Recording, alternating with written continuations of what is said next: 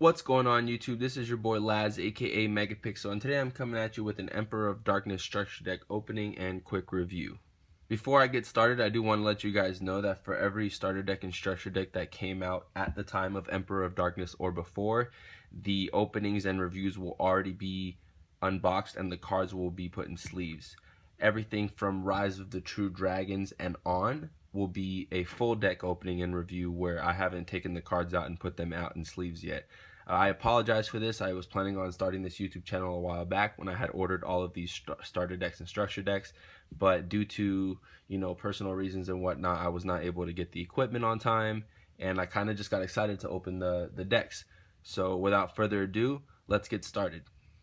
So I'm just going to start off by showing you guys the back of the box and reading the little quote that's on the back. So here we go. The Emperor of Darkness structure deck is filled with some of the most imposing monsters ever made, and they demand tribute. Monarchs are high-level monsters that unleash their devastating elemental powers when tributes are offered to summon them. Do you have what it takes to command their awesome might to victory?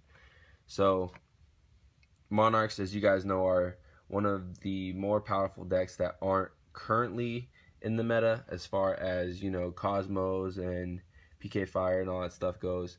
But a lot of people still run them, and if you run them correctly, you can overpower those decks.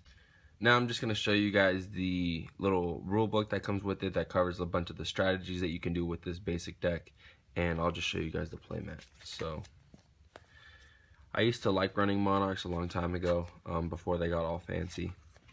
I've always been a fan of Dark Magicians and Spellcasters. I know it's nothing that people normally run in the meta. I'm more of a rogue deck kind of guy. But as you guys can see, the playmat's pretty nice. You guys will see that the field zones and the extra deck zones are cut off on these new decks because, on these new playmats, sorry, because of the new addition of the pendulum zones.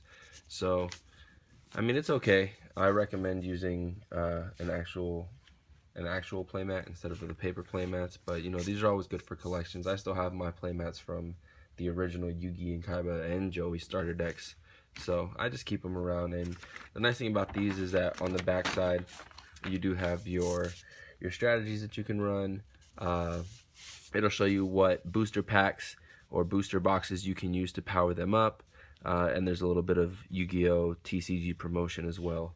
So alright guys, so what I'm going to do now is I'm just going to go through the cards pretty quickly. I'll stop and read some of the more interesting ones, maybe point out a few of my favorites, any additional commentary, and yeah, it'll be a quick video. So we have Erebus, the Underworld Monarch, so let's go ahead and read it. You can tribute summon this card by tributing one tribute summon monster. If this card is tribute summoned, you can send 2 Monarch spell or trap cards with different names from your hand and or deck to the graveyard, and if you do, shuffle 1 card from your opponent's hand at random, graveyard or their side of the field, into the deck. Once per turn during either player's main phase, if this card is in your graveyard, you can discard 1 Monarch spell or trap card and then target 1 monster in your graveyard with 2400 or more attack and 1000 defense and add it to your hand. So seems like a little bit of a complicated effect, but I know a lot of people do run this. So I know this is probably my favorite card in here. I know a lot of people that run Monarchs like to run this card. Ether, the Heavenly Monarch. So let's read its effect real quick. You can tribute summon this card by tributing one tribute summon monster. If this card is tribute summoned, you can send 2 Monarch spell trap cards with different names from your hand and or deck to the graveyard. And if you do, special summon 1 monster with 2400 or more attack and 1000 defense from your deck, but return it to the hand during the end phase. During your opponent's main phase, if this card is in your hand, you can banish 1 Monarch spell or trap card from your graveyard. Immediately after this effect resolves, tribute summon this card, and this is considered a quick effect. So I really like the artwork on Monarchs. So yeah, the only things I don't like about these cards is that the effects for my personal usage and the way I like to play the game are a little bit too complicated for me. I'm not really a big tribute summon kind of guy. I'm more of a special summon kind of guy. So Eidos, the Underworld Squire, Edea, the Heavenly Squire, Caius, the Shadow Monarch. So when I was running Monarchs, this was actually the main card in my deck. This was a while back. I want to say maybe 3, 4, even 5 years ago, I would run Caius, Ryza, all those elemental monarchs. Zyborg, the Thunder Monarch. Grand Marg, the Rock Monarch. So I really like this deck just because you get a lot of the elemental ones. I used to run Mobius as well. Mobius, the Frost Monarch. All these cards are really nice. 2400 attack, 1000 defense. Thessalos, the Firestorm Monarch. Ryza, the Storm Monarch. So I used to actually have these Monarch cards in the Starfoil. So now I just have them as commons as well. I have Lucius, the Shadow Vandal. Mithra, the Thunder Vassal. Oh, did I say Vandal? I'm sorry, guys. Vassal. Mithra, the Thunder Vassal. Landrobe, the Rock Vassal. Escher, the Frost Vassal. Berlineth, the Firestorm Vassal. Garum, the Storm Vassal. And before we continue, I'll just really quickly show you guys that each of the Storm Monarchs, right? So we have, starting from Caius, right? And then Zaborg, the Thunder. You guys will see Rock. We also have vassals for each of them, I believe. I don't know if we have, yep, the Shadow Vassal, so that would be like Caius's support. So if you guys didn't notice that. Let's continue. So we have Illusory Snatcher. You guys will see that these cards are really high level cards. 7, 8. Or is this Tragodia's 10? You have Dandelion, classic card. Mathematician. Level Eater. I used to really like this card. Battle Fader used to be a classic and staple.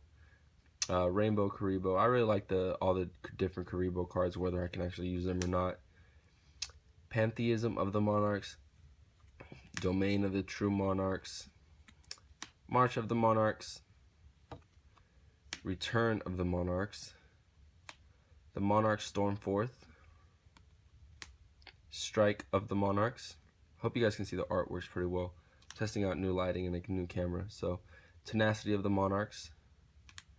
Soul Exchange. Enemy Controller. Dicefoon. Soul Charge. The Prime Monarch. The First Monarch. Escalation of the Monarchs. The Monarchs Awaken. Monarchs Erupt. By Order of the Emperor. Pinpoint Guard. And a, what is this, a Shadow token. Caius, the Shadow Monarch token. So, there we go, guys. A quick review. From what I've heard from other Yugi tubers, if you want to call them, if that's what people call them, if you buy maybe at the very minimum 2 of these, but 3 of these, it would be worth it. Basically, just because you can get 2 to 3, depending on how many you buy. Ether's the Heavenly Monarch. I know this is the card that most people are searching for. I don't know if the deck price has risen by this point.